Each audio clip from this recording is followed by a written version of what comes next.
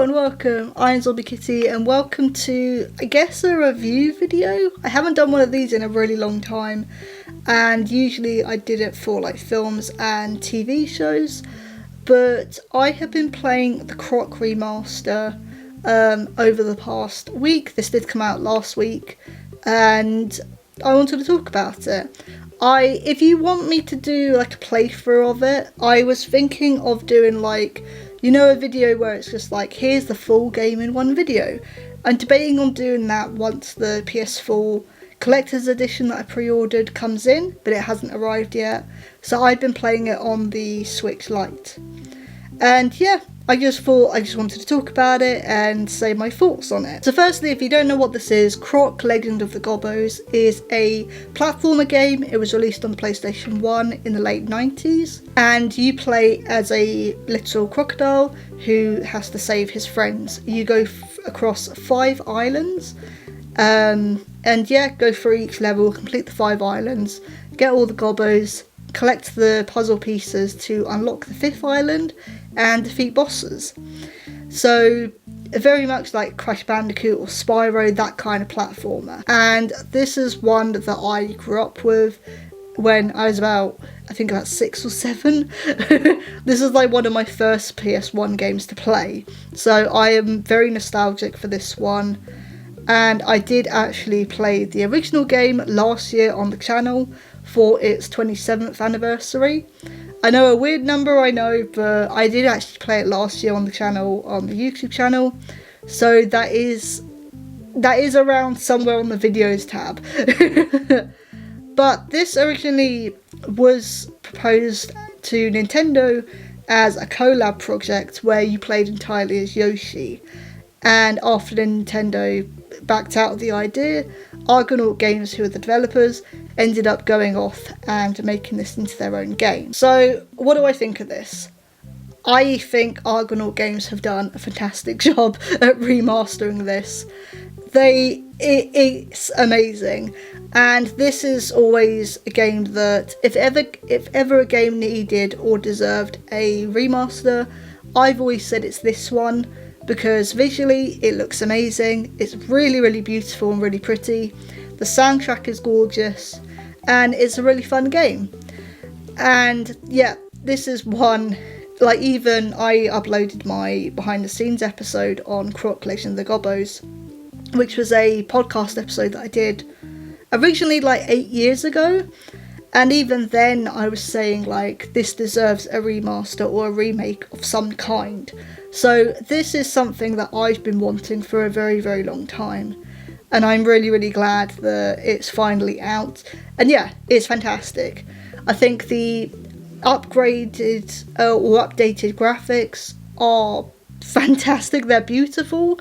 And I like that they've gone in the direction of, they've kept the overall look of the game, but all they've done is like a visual upgrade, which obviously there's more work that goes into it than just that, but they've kept the original aesthetic, the original look, but just updated it, which works so much better compared to, like, I don't know, again, Tomb Raider or the Resident Evil remakes, where it's like, okay, let's give them more modern graphics, make it look a bit more realistic.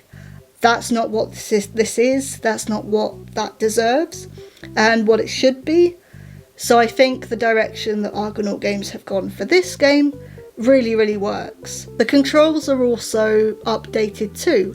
So there is the original controls, which was the original tank controls, and on the Switch you use the original controls via the D-pad, and then the analog stick is the modern controls. So he moves a lot more freely and a lot more, a lot more freely. What you'd expect from more updated games and the analog controls. And even the tank controls have actually been updated in themselves. Croc is no longer like slippery. He doesn't really slip around as much. Very, very responsive. I remember playing the original game last year. There was a tiny bit of a delay, so that isn't there anymore. He's very, very responsive. The modder controls, now in fairness, I have tried to play with the modder controls, But I think because I'm so used to the tank controls, I'm not used to these new modern controls. I'm not used to it at all. I found myself constantly making mistakes because it wasn't a game that had that originally. So it's just a case of me not being used to it. But it works, like it's very responsive. I think what's interesting as well is the music. So, and even in the opening like cutscene, now in fairness, the game doesn't really have dialogue, it's more squeaking or roaring or like grunting, that kind of thing. But I swear there's new recordings of those noises and of the soundtrack. I don't know if this is true, but it does seem like it. There's some tracks that sound different compared to the original, as in there's more instruments, it feels a lot more lively than it already was, and feels a lot more alive than it already was. There's definitely a difference in the way that it sounds, not only with the music, but with the sounds and the dialogue, I guess you could call it. And it's really, really nice to hear, especially on the Switch Lite speakers as well. Plus, it's really weird to play this on the Switch. I can actually play this on the go and not just be like, okay, I've got to get the PS2 and then put the PS1 disc in, play it at home, and that's it. It's really, really cool to finally play it like portably, which is so strange and so surreal, but really, really cool. But I think what's also interesting is there has been, just to sort of nitpick a little bit, there has been sort of people saying, well, actually you've put music tracks in different places.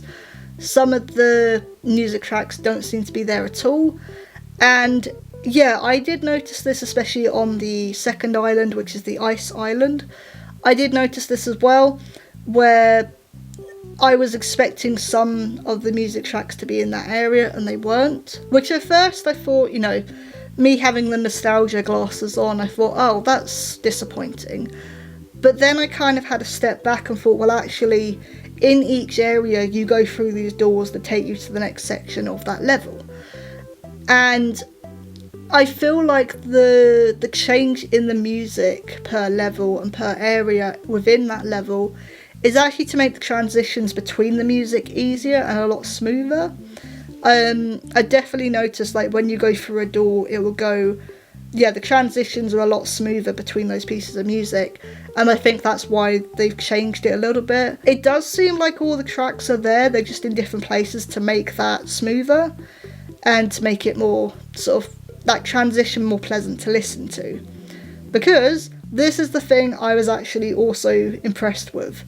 The loading times on the Switch port, now again, I've been playing on my Switch Lite, the loading times are insane. The loading time between the going into a level, the loading time between going from one area to another within that level is so fast, like it's practically instant. I've never experienced that on a Switch game. Hell, even on my PS4 I've never experienced that.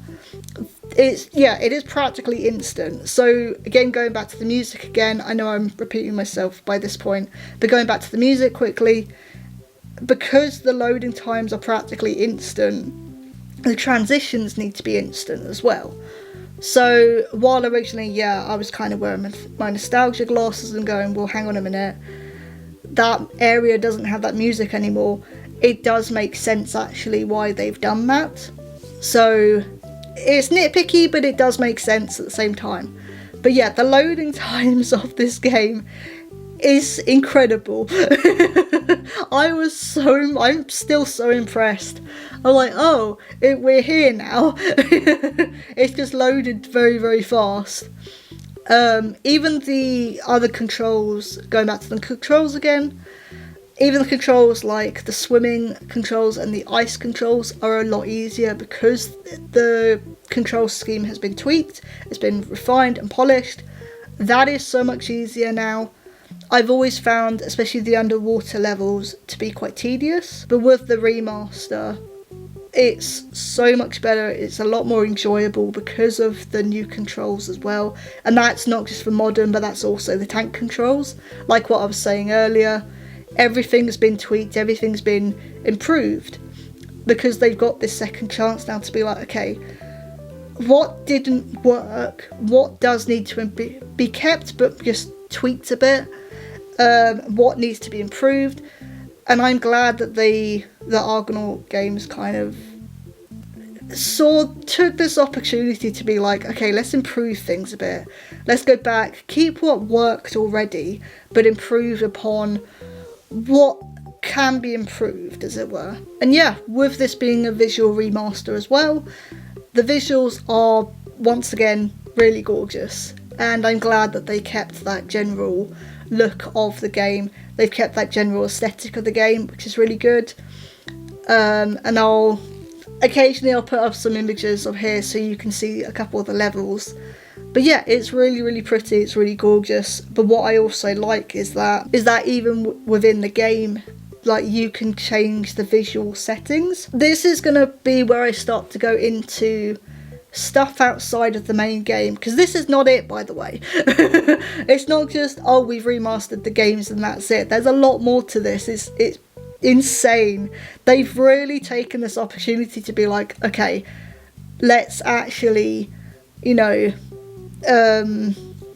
let's take this opportunity and run with it, and really put a lot of work and effort into it, which they have done. So the visual settings, you can have, there's different settings for like textures and the models and the overall look of the game itself. So the textures and models and the overall environment, you can either have the modern version or what it originally looked like, so the retro version. And then even with the overall look of the whole game and the whole levels, you can either have, I think it's VGA or CTR. So those were the original box TV settings from the 90s, and probably what I would have seen when playing the game originally. All the way back in the 90s, all the way back in the late 90s, that's what I would have seen on my TV.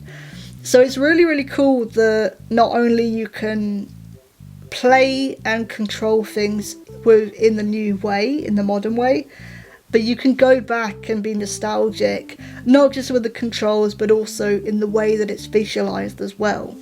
There's a lot of detail that's been put into this, and I'm very, very impressed. That is not all.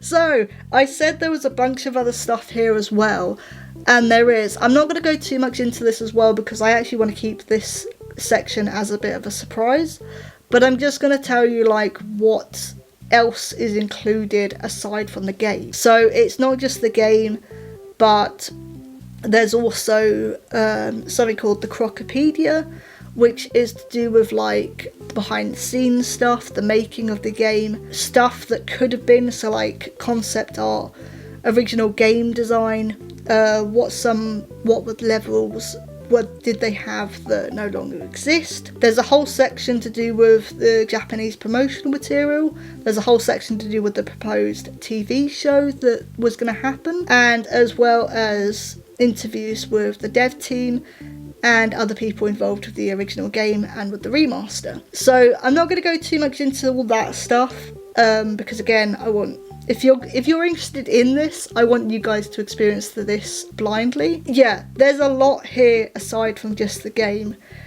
and I'm very, very impressed. And also, as someone who was really interested in Croc and how it came to be and the behind the scenes stuff, it's really, really interesting and really fascinating to look at as well, especially with all the different things, and especially there was some stuff that I didn't know. So again, with the TV show, I didn't know that was originally proposed, but it's really, really cool and really, really fascinating to look at. I guess the only other nitpicky thing I can think of, and this really is blooming nitpicky, was originally there were supposed to be 7 worlds. So the original game has 5.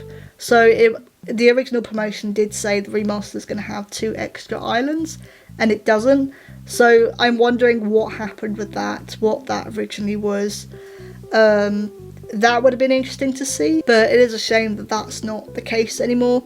I have 100% completed it as well, and it was really, really fun to go through. It also meant that, if you remember from my playthrough last year, a couple of the levels didn't work because the PS1 and a bit damaged and scuffed, but But the remaster, obviously, I was able to experience all the levels this time.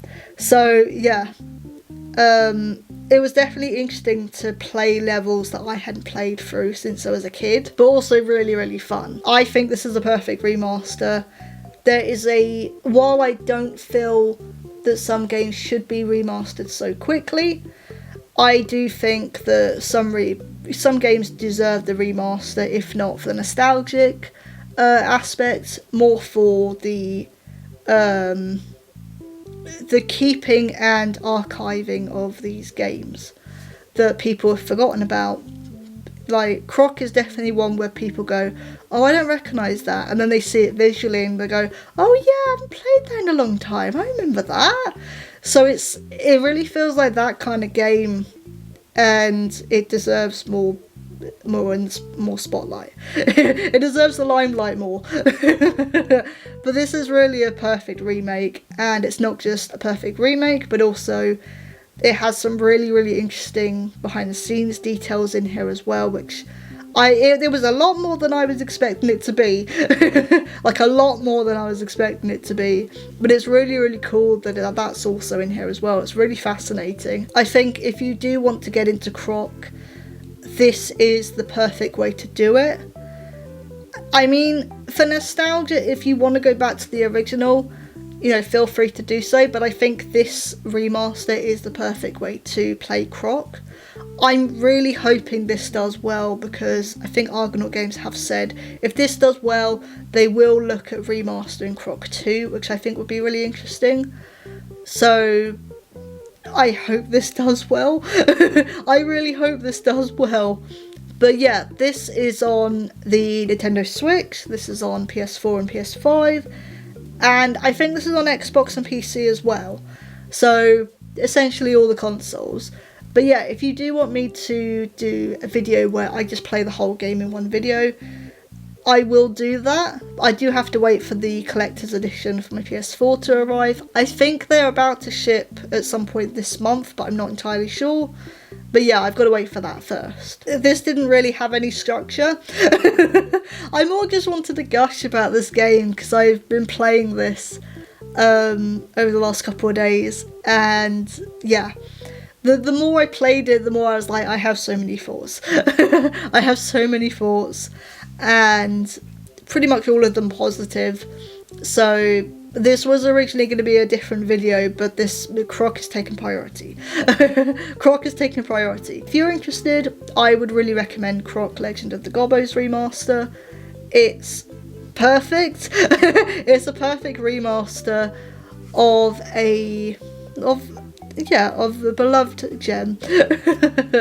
And definitely a PS1 sort of classic, and yeah, it's very nostalgic for me.